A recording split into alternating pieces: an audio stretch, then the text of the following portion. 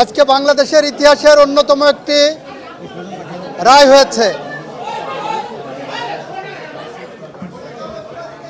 আপনারা যারা বলছেন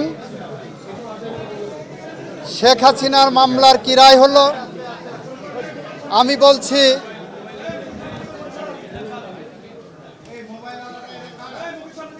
জুলাই বিপ্লবে যারা শহীদ হয়েছেন তাদের মামলার কি রায় হলো। আমরা বলতে চাচ্ছি জুলাই বিপ্লবে শহীদদের মামলায়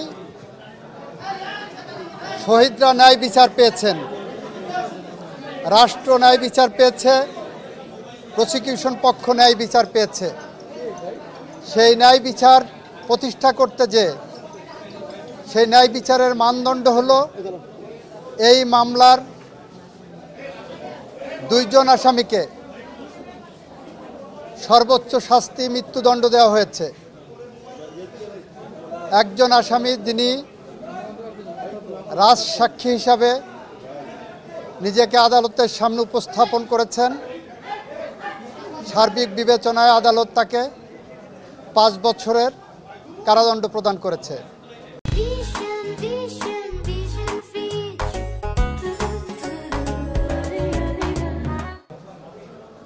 আমরা মনে করি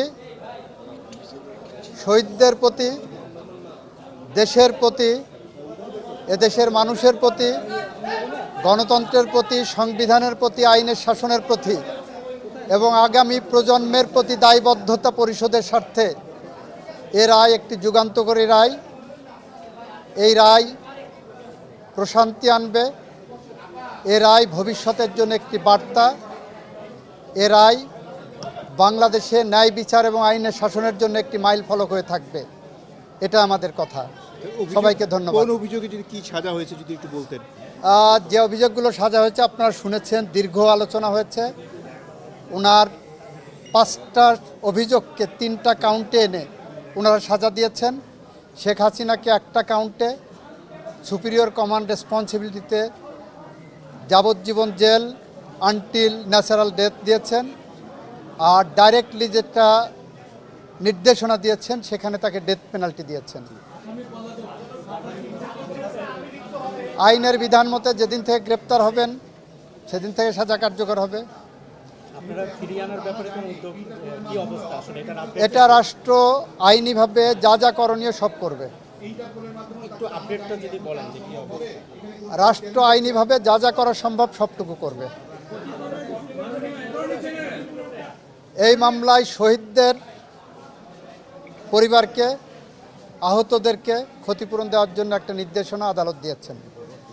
আওয়ামী লীগ নিষিদ্ধের প্রশ্নে এই মামলা বলেছেন, এই আদালত বলেছেন এই মামলার মধ্যে আওয়ামী লীগ নিষিদ্ধের ইস্যু ছিল না বলে ওই বিষয়ে ওনারা কোনো কমেন্ট করেননি। শেখ হাসিনা এবং আসাদুজ্জামান খান কামাল সাহেবের বাংলাদেশে তাদের সমস্ত সম্পত্তি ক্রোক করা হয়েছে, বাজেয়াপ্ত করা হয়েছে। আর কোনো প্রশ্ন? জি,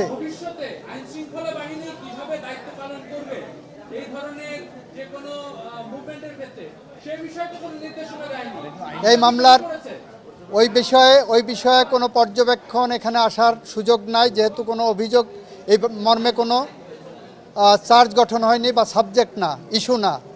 তবে এই মামলার মর্ম থেকে সবাই একটা বার্তা পাবেন কিভাবে দায়িত্ব পালন করতে হবে। রায় বাস্তবায়ন আইনি পথেই হবে, আইনসঙ্গতভাবেই হবে। বেআইনি বা আইনসঙ্গত নয় এরকম কোনো পথ সরকার অবলম্বন করবে না। পলাতক থাকা অবস্থায় আপিল করার সুযোগ বাংলাদেশে না বিশ্বের কোনো দেশে আছে বলে আমার জানা নাই। স্যার, শেখ হাসিনা তো ভারতের বসে গণমাধ্যমে কথা বলেই যাচ্ছেন। এই রায়ের পর তিনি যেহেতু আইনের দৃষ্টিতে এখন একজন মৃত্যুদণ্ডপ্রাপ্ত আসামি, সেক্ষেত্রে বাংলাদেশ থেকে কোনো পদক্ষেপ নেওয়া হবে কিনা তার এই ধরনের ইন্টারভিউ প্রচারের বিষয়ে? বাংলাদেশ সরকার আইনসঙ্গতভাবে যত রকম পদক্ষেপ আছে সবগুলো নেবে বলে আমরা মনে করি। সেক্ষেত্রে কি রায়ের কপি পাঠাতে হবে কিনা অথবা